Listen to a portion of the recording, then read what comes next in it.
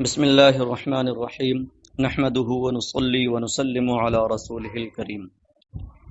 المقصد الثانی فی المنصوبات۔ مرفوعات کی بحث مکمل ہو گئی، اب یہاں سے منصوبات شروع کر رہے ہیں۔ تو پیچھے انہوں نے کہا تھا کہ اس باب میں ایک مقدمہ، 3 مقاصد اور ایک خاتمہ ہے۔ تو پہلا مقصد تھا مرفوعات کے بیان میں، یہ دوسرا مقصد ہے منصوبات کے بیان میں۔ منصوب اس اسم کو کہیں گے جس پر عامل نصب کی وجہ سے فتحہ یا کسرہ یا الف یا آئے۔ تو کہتے ہیں کہ ایسے اسماء کل 12 ہیں۔ الاسماء المنصوبۃ 12 قسما، اسماء منصوبہ کی 12 قسمیں ہیں۔ المفعول المطلق وبه وفيه وله ومعه والحال والتمييز والمستثنى واسم ان واخواتها وخبر كان واخواتها والمنصوب بالتي لنفي الجنس وخبر ما وللمشبهتين بليس۔ تو یہ 12 قسموں کا نام ہے۔ پہلی قسم مفعول مطلق، دوسری قسم مفعول به، تیسری قسم مفعول فی، چوتھی قسم مفعول له، پانچویں قسم مفعول معه، چھٹی قسم حال، ساتویں قسم تمییز، آٹھویں قسم مستثنی، نویں قسم ان اور اس کے اخوات کا اسم، 10ویں قسم کان اور اس کے اخوات کی خبر، 11ویں قسم لائے نفی جنس کا اسم منصوب۔ یہاں مطلقاً اسم نہیں کہا بلکہ المنصوب باللتی لنفی الجنس کہا، اس لیے کہ اس کی تفصیل میں آپ دیکھیں گے کہ اس کا اسم ہمیشہ منصوب نہیں ہوتا۔ تو منصوبات میں ظاہر سی بات ہے اس کا وہی اسم آئے گا، وہی صورت آئے گی جو منصوب ہو۔ اور ما والا مشابہ بلیسا کی خبر۔ تو یہ 12 قسموں کے نام ہو گئے۔ تو جب بھی آپ کوئی اسم منصوب دیکھیں گے تو اس کے منصوب ہونے کا مطلب یہ ہوا کہ وہ ان 12 میں سے کچھ نہ کچھ ضرور ترکیب میں واقع ہوگا۔ فصل، پہلی فصل ہے مفعول مطلق کے بیان میں۔ آگے تعریف کر رہے ہیں وہو مصدر بمعنی فعل مذکور قبلہ۔ مفعول مطلق ایسا مصدر ہے جو اپنے سے پہلے ذکر شدہ فعل کے معنی میں ہو۔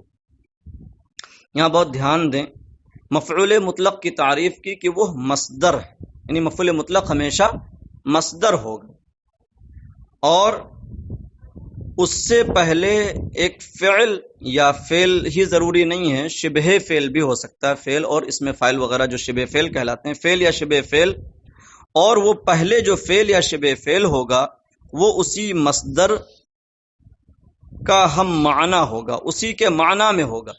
ہاں، یہاں پر فرق یہ کیا، مطلب زیادہ تر تو ایسا ہی ہوتا ہے کہ وہ اسی فعل کا مصدر ہوگا، جو مصدر بعد میں آئے گا وہ اپنے سے پہلے والے فعل کا مصدر ہوگا۔ آپ قرآن مجید میں دیکھیں، جا بجا آیا انا صببنا الماء صبا ثم شققنا الارض شقا۔ تو یہ صببنا الماء صبن، تو صببنا فعل اور صبن اس کا مصدر آ گیا۔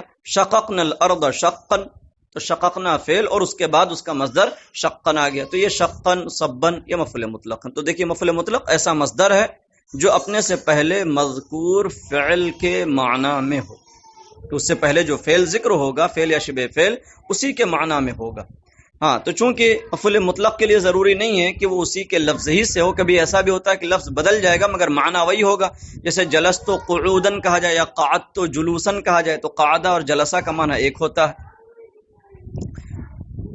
یوں ہی قمت و وقوفن بھی کہا جا سکتا ہے، کھڑا ہونا، دونوں کا معنی ہوتا ہے۔ تو لفظ کا فرق ہو سکتا ہے مگر معنی وہی ہوگا۔ تو اس وجہ سے چونکہ معنی وہی ہونا ضروری ہے، اس لیے یہاں پر فرمایا کہ ہوا مصدر بمعنی فعل مذکور قبلہ، مفعول مطلق ایسا مصدر ہے جو اپنے سے پہلے مذکور فعل کے معنی میں ہو۔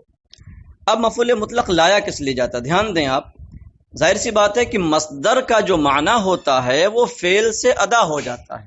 آپ نے کہا قمتو قیامن، تو قمتو کا معنی میں کھڑا ہوا۔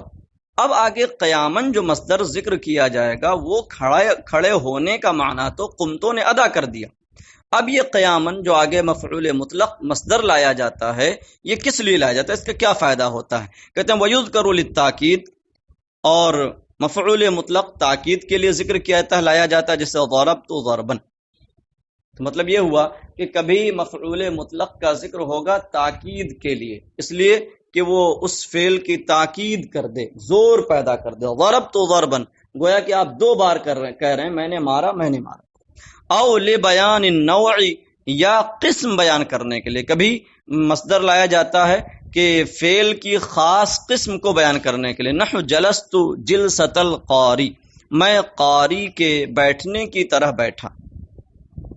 او لبیان العدد، یا تعداد بیان کرنے کے لیے، جیسے جلست جلستن، میں ایک بار بیٹھا. او جلستین، یا میں دو بار بیٹھا. او جلساتن، یا میں کئی بار بیٹھا. تو یہ عدد اور مرت بیان کرنے کے لیے آتا ہے. یاد رہے کہ ثلاثی مجرد سے فعلتن کا وزن نوع بیان کرنے کے لیے لایا جاتا ہے، اور فعلتن کا وزن مرت اور تعداد بیان کرنے کے لیے لایا جاتا ہے، جیسا کہ آپ نے قواعد الصرف میں پڑھا ہوگا. ہاں، بات ہو گئی. تو مقاصد بھی بیان ہو گئے کہ کس لیے مفعول مطلق ذکر کیا جاتا ہے. تین باتیں بیان کی کہ کبھی تاکید کے لیے، کبھی بیان نوع کے لیے، اور کبھی بیان عدد کے لیے. وقد يكون من غیر لفظ الفعل المذکور، اور کبھی فعل مذکور کے لفظ کے علاوہ سے ہوتے ہیں. لفظ سے ہونا ہی ضروری نہیں، اسی کے معنی میں ہونا چاہیے. جیسے قعدت جلوسا، تو معنی وہی رہے گا میں بیٹھا، اور جلوسن یہاں پر ذکر ہوگا تاکید کے لیے. وَأَنبَتَ نَبَاتًا، تو انبتا فعل کا اگر آپ مصدر دیکھیں تو انبات آنا چاہیے. نبات ینبتو کا مصدر نبات ہے، تو نبات ینبتو مانے اگنا، اور انبتا ینبتو مانے اگانا. لیکن قرآن مجید میں بھی اللہ رب العزت ارشاد فرماتا ہے وَاللَّهُ أَنبَتَكُم مِّنَ الْأَرْضِ نَبَاتًا ثُمَّ يُعِيدُكُم فِيهَا وَيُخْرِجُكُم إِخْرَاجًا. تو انبتکم من الارض نباتن، یہ نباتن یہاں پر منصوب کیوں ہے؟ اس لیے کہ مفعول مطلق ہے انبتا کا. یخرجکم اخراجا، اخراجا یہاں پر مفعول مطلق ہے یخرجو فعل کا. تو یخرجو فعل کے لفظ ہی سے وہ آیا، اسی باب کا مصدر ہے وہ. لیکن انبتا باب الگ ہے اور نبات کا باب الگ ہے، تو یہ غیر لفظ فعل مذکور سے ہوا. اب آگے کہتے ہیں وقد یحذف فعلہ لقیام قرینۃ جوازا و وجوبا سماعا، اور کبھی مفعول مطلق کا فعل قرینہ پائے جانے کے وقت حذف کر دیا جاتا ہے. اس حذف کی دو صورت ہے، کبھی جوازن حذف کیا جاتا ہے اور کبھی وجوبا. جوازن کا مطلب یہ ہوا کہ حذف بھی کر سکتے ہیں، اور چاہیں تو آپ فعل کو ذکر بھی کر سکتے ہیں. کا قولک للقادم خیر مقدم، جیسے تمہارا آنے والے سے کہنا خیر مقدم. تو کوئی آتا ہے تو ہم اس کا استقبال کرتے ہوئے عربی میں کہیں گے خیر مقدم. تو یہ خیر مقدم کیا ہے؟ مفعول مطلق ہے، اور اس کا فعل یہاں حذف کر دیا گیا کیونکہ اس کے آنے کی کیفیت، آنے کی حالت یہ ہمیں بے نیاز کر رہی ہے فعل کے ذکر سے. تو خیر مقدم یہ مفعول مطلق کس فعل کا ہے اور اس کا فعل کیا ہوگا؟ تو آگے ظاہر کر رہے ہیں اے قدمت قدوما خیر مقدم. تو یہاں پر صرف قدمتا نہیں نکالا بلکہ قدمتا قدوما خیر مقدم. تو یہاں یہ بتانا چاہتے ہیں کہ اس کا فعل محذوف ہے قدمتا، اور یہ خیر مقدم قدمتا سے ڈائریکٹ مفعول مطلق نہیں ہے، کیونکہ سوال پیدا ہوگا کہ قدمتا فعل کا مصدر خیر تو ہے نہیں، کیونکہ خیر تو ایک صفت ہے جس کا معنی بہتر اور اچھا. تو یہاں کہہ رہے ہیں کہ یہ خیر مقدم صفت ہے ایک موصوف کی، اور حقیقت میں وہ موصوف مفعول مطلق ہے. اے قدمت قدوما خیر مقدم. بعض لوگوں نے یہ کہا کہ خیر مقدم میں جو مضاف الیہ مقدم ہے یہ مفعل کے وزن پر مصدر میمی ہے، مصدر ہے، اور یہ خیر مقدم اچھا آنا، بہتر آنے کا معنی رکھتا ہے. تو اس اعتبار سے اسے ہم ڈائریکٹ بھی مفعول مطلق بنا سکتے ہیں قدومن کے بغیر بھی. ووجوبا سماعا، اور کبھی حذف کیا جاتا ہے فعل کو وجوبی طور پر عرب سے سن کر، یعنی یہ حذف وجوبی جو ہے قیاسی نہیں، کوئی قاعدے اور ضابطے کے تحت نہیں، بلکہ سماعی طور پر ہے. نحو سقیا وشکرا وحمدا ورعیا. اے سقاک اللہ سقین. تو سقین میں کہہ رہے ہیں کہ یہاں پر عامل عرب حذف کر کے ہی بولتے ہیں. سقین کا معنی ہوتا ہے اللہ تمہیں سیراب کرے، تو جب کوئی شخص پانی پلائے تو اسے دعا دیتے ہوئے کہتے ہیں سقیا. کوئی شخص کسی کے ساتھ کچھ احسان کرے تو سامنے والا کہتا ہے شکرا.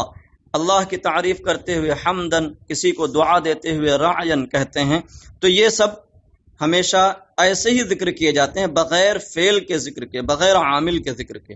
اگر عامل ذکر کیا جائے تو یہ ہوگی اصل اے سقاک اللہ سقیا وشکرتک شکرا وحمدتک حمدا ورعاک اللہ رعیا.